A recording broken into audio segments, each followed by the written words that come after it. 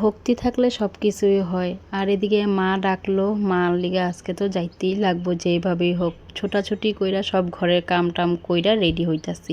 কই যামো কোনখানে যামো সারা ভিডিওটা তোমরা দেখলেই বুঝতে পারবা। প্রথমে আমার পরিচয়টা দিয়া নেই। আমি একটা তেজপুর শহরের ছোট্ট একটা পরিবারের বড় বউ, যে পূজা পালরা সবসময় ভিডিও তোমাগুলোকে শেয়ার করি, তোমরা দেখতেই পারো। সকালবেলা উঠাই বাসি টাস টাস কইরা সুন্দর করে ঘর দুয়ার মুইচ্ছা টুইচ্ছা এদিকে সারা উঠান বাড়ি ঝাড়টার দিয়া আমি স্নান টান কইরা পূজা পাতল কইরা নিতেছি।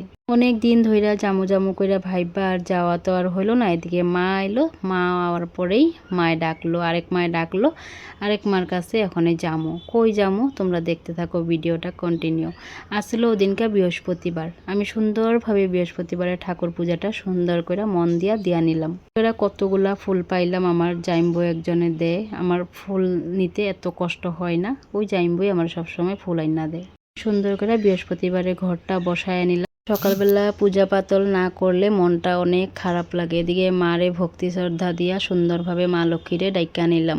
সবার ঘরে ঘরে যেন লক্ষ্মী মা থাকে। এদিকে মা গোপাল নিয়ে এসে মারও আমি গোপাল পূজা করে নিলাম। আমার গোপাল পূজা করতে ছোট থেকেই ভালো লাগে।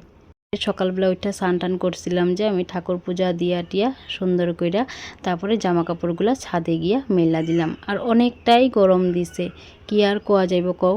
এই গরমেই আমরা সুন্দরভাবে মা ভৈরবী মন্দিরে মায়ে ডাকলো, তার লিগা পূজা দিতে গেলাম গা। অনেক দিনের ইচ্ছাই পুরা করলাম। আমার অ্যানিভার্সারিতেই সবসময় যাওয়া হয়, কিন্তু এবার মারে নিয়েই গেলাম। মনটা অনেকটাই ভালো লাগতেছে, মানে তোমাগুলোকে শেয়ার না করলেও পারলাম না। তার লিগা তোমাগুলোকে যতটুকু পারছি শেয়ার করলাম। ভিডিওটা কন্টিনিউ তোমরা দেখতে থাকো। দেখো কত গরম দিছে, গরমটা আর সহ্য করতে পারতাছি না। মা মন্দিরে সুন্দর করে আয়া পড়লাম। এই মার মন্দিরে আমার বিয়া হয়েছিল আর কি 2017-তে। আমার বহুত বড় একটা প্রবলেম হয়েছিল ঘরে আর কি। বাবার অনেক শরীর খারাপ আসছিল, তোমার লগে কোনো একদিন শেয়ার করুম মন্দিরে কেন আমার বিয়া হয়েছে। তবু মার আশীর্বাদে এত সুন্দরভাবে আমি সংসার করতেছি। মার আশীর্বাদ আছে দেখেই আমি আবার আইতেও পারছি। আর আমার সংসার জীবনটাও আমি বহুত সুখের আছি, আর তুঙ্গ আশীর্বাদে আমি সুন্দরভাবেই সংসার করতে পারতাছি। আমার অনেক স্মৃতি আছে এই মন্দিরের ভিতরে, তুমগুলোকে পরে একদিন শেয়ার করুম। মন্দিরটা আগে এরকম আচলো না, কিন্তু অল্প অল্প কইরা সুন্দর হইতাছে। আর ভক্তি কইরা পূজা কইরা নিলাম। তারপরে এখানে সবাই খিচুড়ি খাইব দেখিয়া প্রসাদ খাইব, আর এখানে সুন্দরভাবে বয়া নিছে। আর এদিকে আমি নিচে গিয়া তুমগুলোকে শেয়ার করুম করে ভাবছি। আর এদিকে মা আমার দিক দিয়া মা ডাকতেছে যাইস না, ওই জায়গাটায় জল আছে। তার লিগার তুমগুলোকে সামনে গিয়া ভিডিওটা শেয়ার করতে পারলাম না। এখানে আরতি হইব, তোমরা একটু আরতিটা শোনো।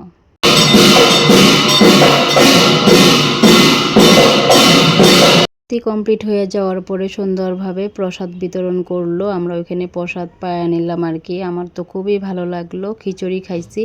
নর্মাল খিচুড়ি খাইলে তো এই গরম দিনে ভালোই লাগে না, কিন্তু মন্দিরের প্রসাদটা খাইয়া যে এতই ভালো লাগলো।